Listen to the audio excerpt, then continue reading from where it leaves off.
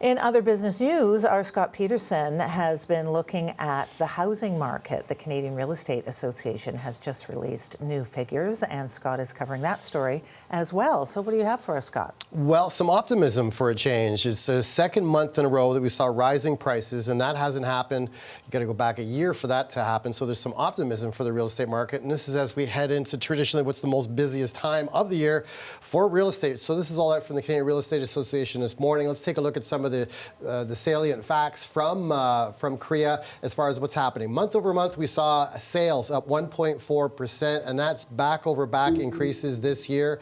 Year over year, though, sales down from peaks that we saw last year at 34.5%, and newly listed properties down 5.8%. And this is a real highlight now that less people want to sell into what they perceive as a soft market, and it's down 6%. Now, the average national average sale price is down 13.7% year over year. $686,000 is the new average home price. And while that's down, it is up from the beginning of the year about $75,000 worth. So that's reason for optimism. Also, Royal LePage believes that we're going to see a bit of a positive year, that prices are going to be up by the end of the year about 4.5%.